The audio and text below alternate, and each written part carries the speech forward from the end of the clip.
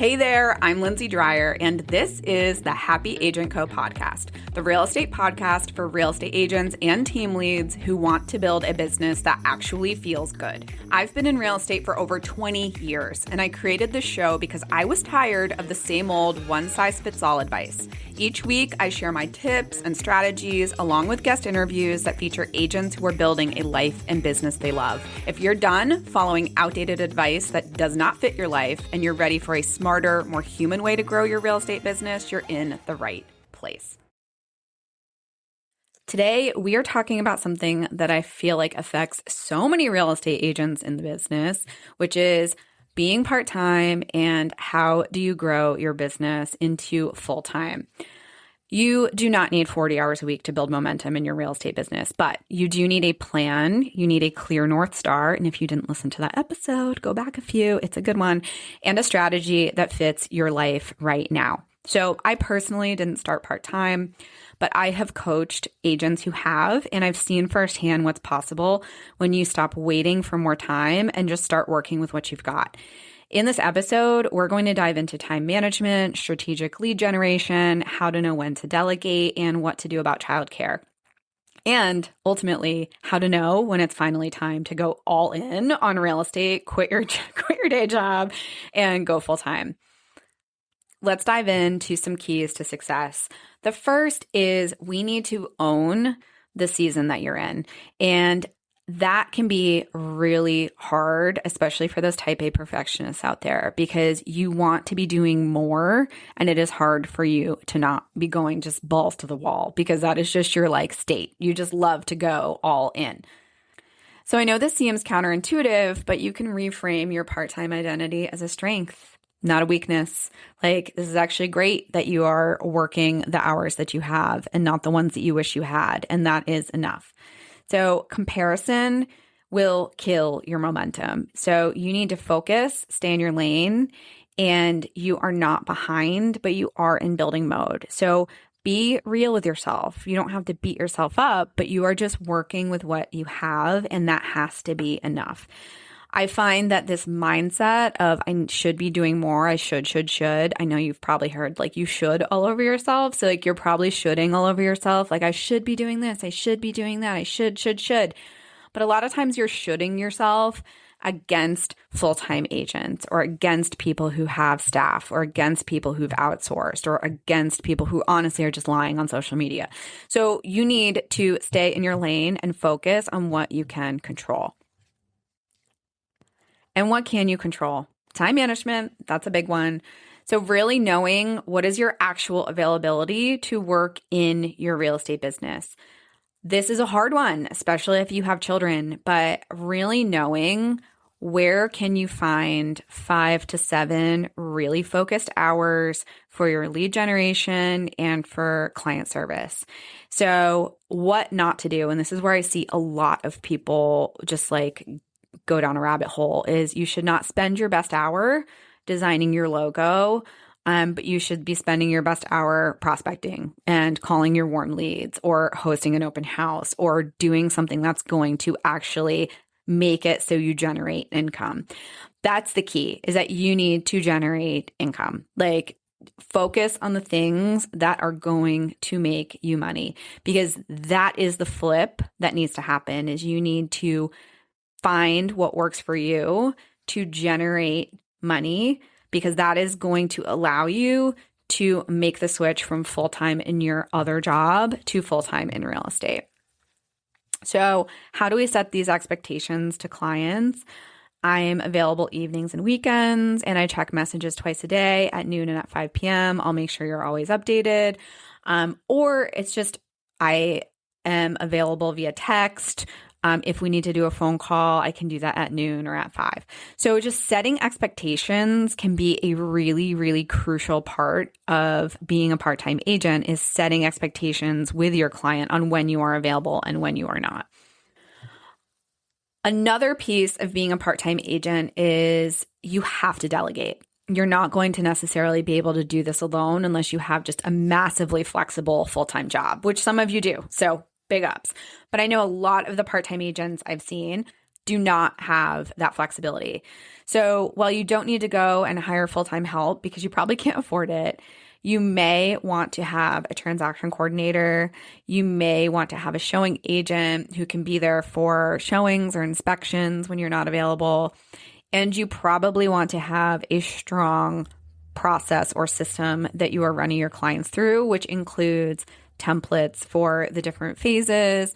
Honestly, huge fan of AI. So like ChatGPT saves me a ton of time on client communications.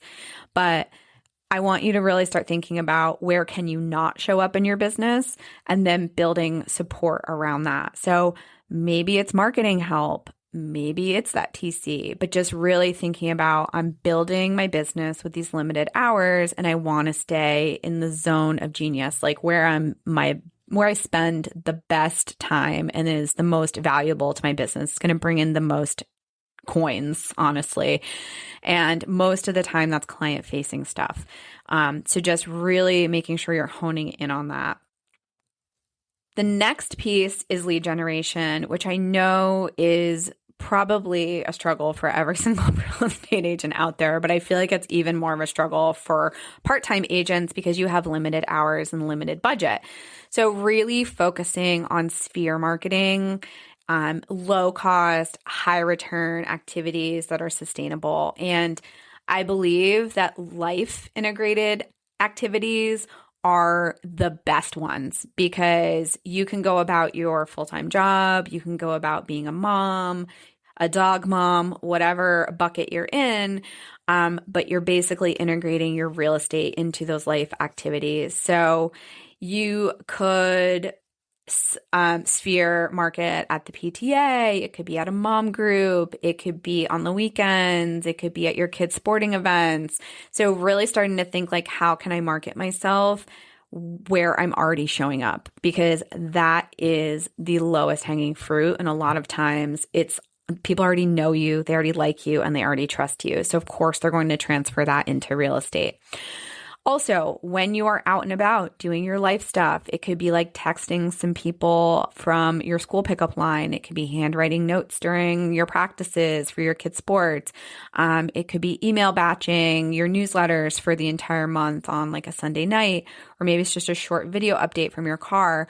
But what you want to avoid is building a super complicated marketing plan or funnel when you really aren't even texting your database or your sphere or your past clients.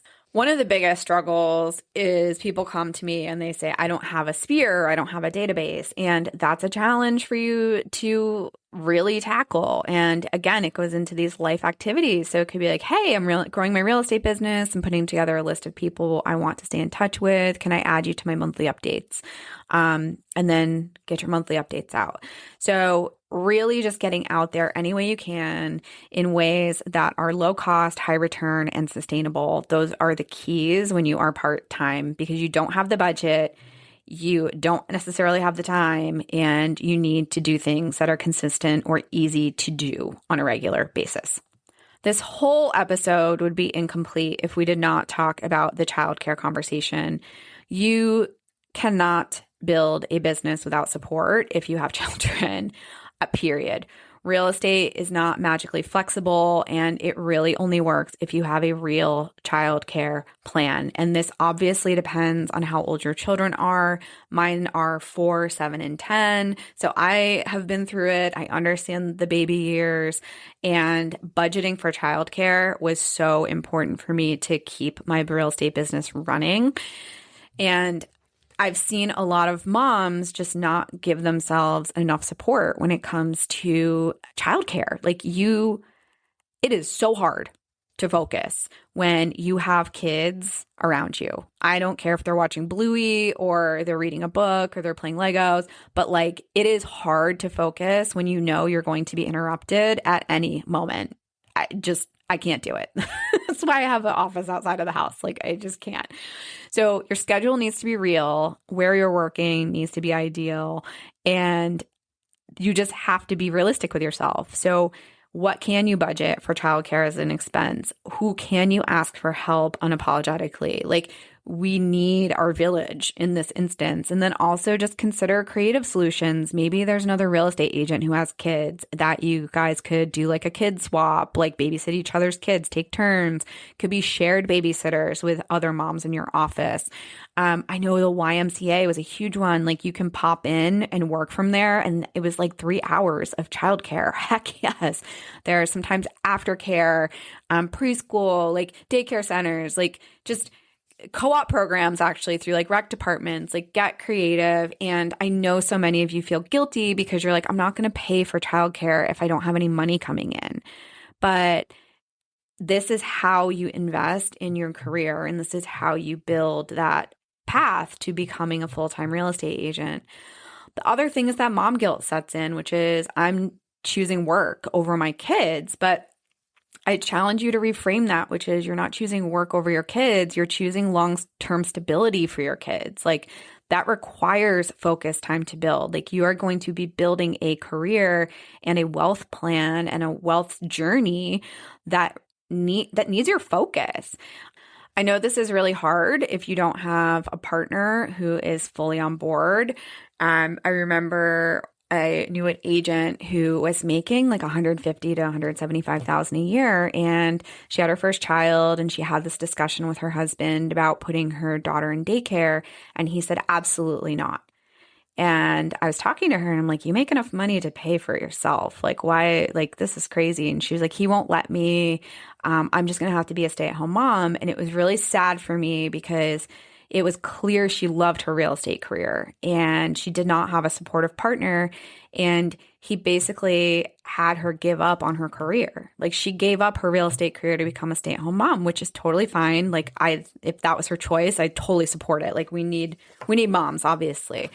But this wasn't what she wanted. Like this wasn't her dream. And it was just really sad because we don't oftentimes understand that we need to also have our partner on board when we flip the switch to going full time. So really understanding what your family dynamic's going to look like and talking through it with your partner is another crucial step.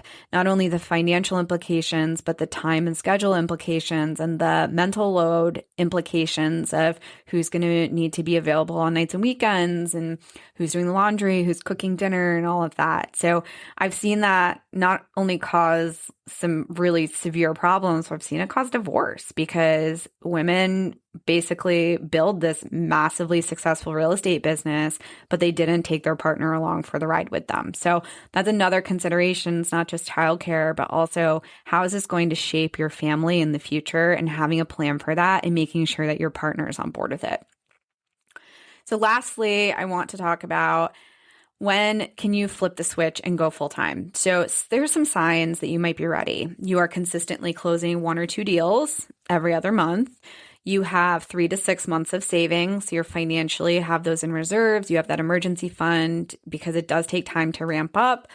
And you have systems and a lead generation rhythm that is actually working for you. And probably the most important sign is that you're actually turning down business because of your job, because of your limited capacity.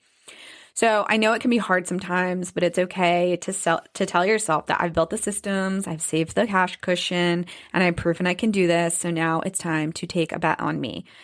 Now, if you're in the boat where you want to stay part-time, you can still win. And not everyone wants to go full-time, and that's okay.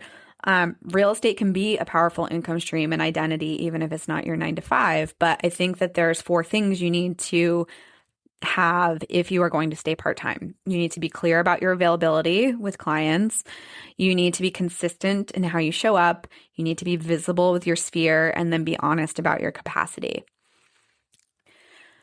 For all you part-timers out there, I want you to hear this as we wrap it up. You are not behind, you are not doing it wrong, and you're definitely not less of an agent because you're building your business part-time. And honestly, you might even be building it smarter than some agents because you're being intentional with every single hour, every single client, and every single decision that you're making. The path can absolutely be messy, especially if you're raising kids, working another job, and doing both. But you don't have to wait for the perfect moment to go all in. And I hope this episode opened your eyes to that you just really need a plan and you need permission to honor the season that you're in while you're still moving forward and making progress. So whether you stay part-time for now or decide to make the leap soon, I hope that this episode gave you some clarity and hopefully some confidence to trust where you are and that you are on track to build something sustainable. I am 100% cheering you on, and I know you got this. Hey there, quick favor. If you enjoyed today's episode, would you take a few seconds to leave a quick review? It would mean the world to me. I also want to thank you for tuning into this episode of the Happy Agent Co podcast. I hope you feel inspired to keep building a life and business you love. Until next time, stay